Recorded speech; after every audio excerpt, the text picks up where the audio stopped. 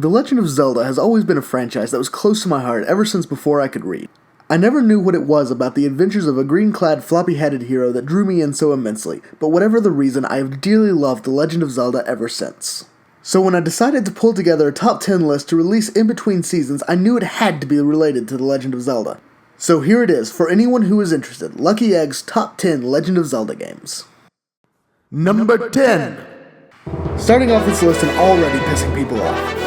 Twilight Princess has a large fanbase and is often cited as one of the best Zelda games of all time, and frankly, I don't get you people. Twilight Princess, while by no means a bad game, just feels bland and uninspired to me. Don't get me wrong, I love it as much as any other Zelda game, it's just far from my favorite. In fact, I fully expect Zelda U to knock it off my top 10 list when it comes out. What little they added to the formula, while nice, still left a lot to be desired. Granted, I played the Wii version, which many people consider to be inferior, but I just find it really hard to believe that simply mirroring the world and shoehorning in motion controls made it this bland. The thing is, the first act of this game is actually really good the first time you play it through. Midna is a great companion, and Zant was a truly chilling villain. Until you realize that he's just Ganondorf's puppet, then he becomes pathetic, goofy, and uninteresting. And that understanding kind of ruins his character from earlier on in the game. Suddenly he's just not chilling anymore, he's pathetic. And as much as I love Ganondorf, he's just not enough to hold up the second half of the game. He feels like he was just tossed in there to connect this game to Ocarina of Time further, and really has none of the weight that he carried in Ocarina. And frankly, by the time I got to the end of the game and I defeated Dark Beast Ganon, I was pissed. I distinctly remember looking at my father and saying, if this is the end of the game, I am going to be furious. I was pleased to see that there were 2 more fights against Ganon after that, but when it comes down to it, neither are really that much more interesting than the Puppet Zelda and Dark Beast Ganon fights. Honestly, when it comes right down to it, there's only 3 things keeping this game on this list. The Battle of Hyrule Field was loads of fun, even if it did end in the first of what would become a grating series of bridge battles.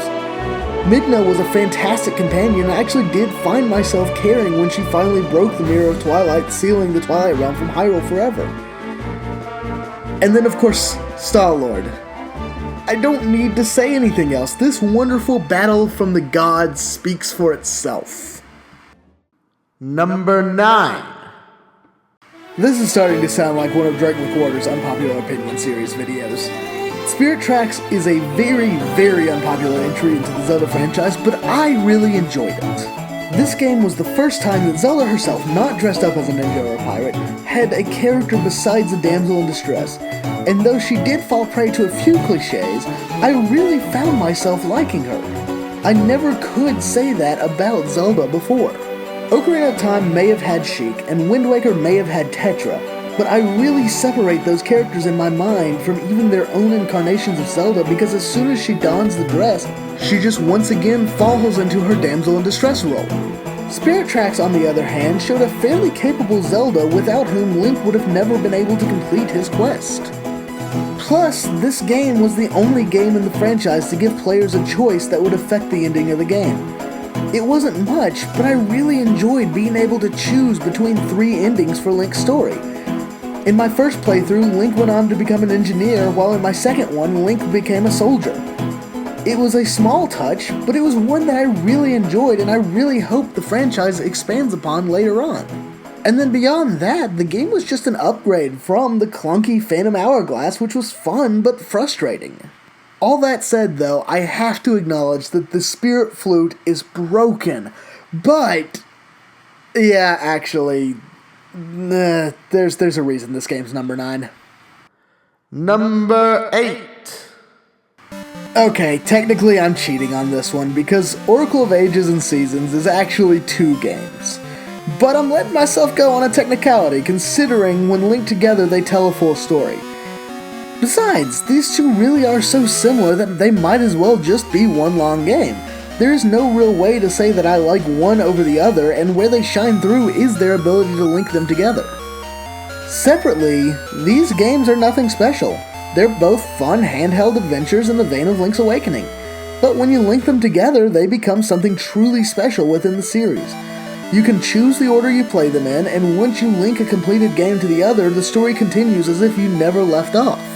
The characters recognize you, the characters from previous games show up, and vice versa. Hell, Zelda even shows up to get kidnapped in the end. Not to mention that when you link the two, you get a special ending sequence where you face off against a bestial, semi-revived Ganon in a battle highly reminiscent of A Link to the Past.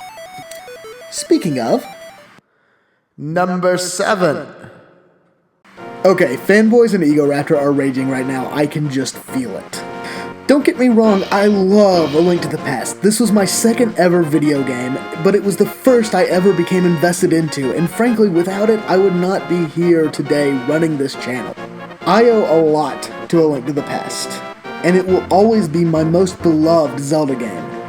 However, I also recognize that my love for this game is pure nostalgia. This game was my childhood, and I played it constantly. But despite how much I may love it, the Zelda franchise and formula has grown since then, and I can't just sit here and let my nostalgia guide me. That said, there is still a lot to love about this game. It perfected the 2D Zelda formula, it was a grand adventure between two worlds, and it was the first Zelda game to have a story beyond, there's a princess, go save her. A Link to the Past was a great game for its time, but I honestly believe there are better games. 6 of them to be precise. Number 6. You know something funny? A lot of the times, the A Link to the Past versus Ocarina of Time debate really ends up coming down to which people were introduced to first. I am the opposite.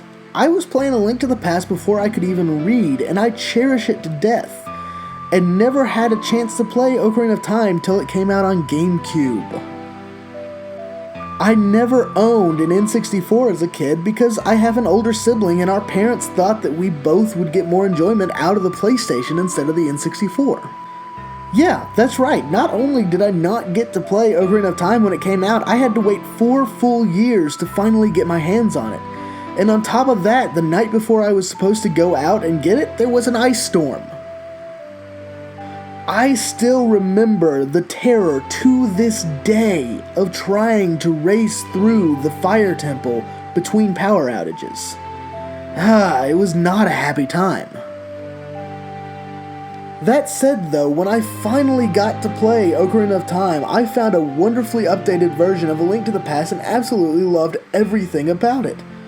The characters were charming, the world was vast and wonderful, just everything about this game was wonderful. It was a masterpiece in every sense of the word.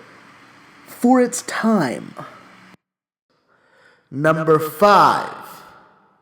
I have gotten into more than one internet scuffle over this title. Skyward Sword has its problems to be sure, and it really is a love it or hate it game. You either have to enjoy its style, or you're going to despise the game. I just happen to love it. I thought this was one of the few games that actually made motion controls worthwhile. And said motion controls added a fun level to both combat and puzzle solving. Yeah, it could be problematic at times, but as long as you were deliberate in your movements, it worked fine. I also loved the addition of crafting items and upgrading potions. It felt like that was a long-needed element for the franchise. Furthermore, its cast of characters was simply delightful, and as with Spirit Tracks, this game actually made Zelda, not Sheik, not Tetra, but Zelda, interesting. I actually cared about saving her. I actually cared about her relationship with Link. And on top of that, the story was well written, and it was the first time they actually made the concept of Ganondorf imposing since Ocarina of Time. Honestly, the only problem I had with Skyward Sword was Fi. And the character herself was fine. It was the mechanic that bothered me. Master, the batteries in your way are burning. Stop breaking the fourth wall! Number 4. This one may actually come as a surprise to some people, but considering I've already gone against the grain of popular opinion, maybe not. To be honest, I used to find Link's Awakening to be mediocre at best, and my love for it is actually quite recent. Until I got older, this game was nothing more than a watered-down Zelda adventure to me, but I picked it up about 5 or 6 years ago and actually paid attention to the story. And holy crap, I was actually floored by this little handheld title from the 90s. I'm not going to go into all the details because I've already done a video on this game, but long story short, it was the first game to ever make me wonder if I was actually the hero. if my quest was actually just. Ever since then, this game has slowly but surely climbed the ladder of my heart, and it's finally found its new home in the number 4 spot. Top that off with a quirky world and my favorite song from the entire franchise and an all-powerful shopkeeper, and Link's Awakening is a very underrated title. Number 3. Oh my god, this game. I love this game. On its surface, it seems like a simple sequel to A Link to the Past, but when you dig down, it is so much more than that. I can't speak too much about this game because 90% of why I love it is in the end sequence, but damn, what an ending. This is also the first game where I really came to feel Link was his own character, and for the first time, was actually able to see the toll the quest takes on him. One of my favorite moments in this game is when Link is talking to Hilda before he begins the second part of his quest. The kid is exhausted, and you can tell he just wants it all to end so he can finally go home. But the realization that this is all going to get worse before it ever gets better sets in, and you see Link at his breaking point. Just sprinkle in some fantastic gameplay, some great dungeons, and some absolutely phenomenal boss fights, and you have one of the best games in the entire franchise. Number 2. For every ounce of love I have for A Link Between Worlds, there is a gallon for The Wind Waker. My god, almost everything about this game is pure bliss. The music, the visuals, the character, the story, I have so much love for this game. Honestly, I could fill an entire video talking about why I love this game, and I probably will at some point. I don't even know what to say at this point because there's just so much to talk about. The atmosphere is amazing, the art is beautiful, the world is simply a delight, and the story is one of the darkest and most somber stories of the entire franchise. Frankly, that is the core of my love for this game, because it shows that a game can be bright and colorful on its surface and yet boast a dark and moving story. That contrast is so wonderfully handled that not only is The Wind Waker secure in its second place spot, but it almost ties for the number 1 spot. The only reason that it isn't in the number 1 spot is because the game at the number 1 spot narrowly edges it out. Number 1. Honestly, I would be disappointed if anyone is surprised. Given the games that I've talked about, what else was I going to put here? Phantom Hourglass? Majora's Mask is simply a masterpiece, and not just of its time. I've already done a video on this one as well, so I'm gonna spare you the details, but I will say that where this game shines is in its world. Thanks to the 3-day cycle, this is the most living world I have ever visited in a video game, and as you travel it and watch these people go about their daily lives, I don't see how you couldn't become invested in it.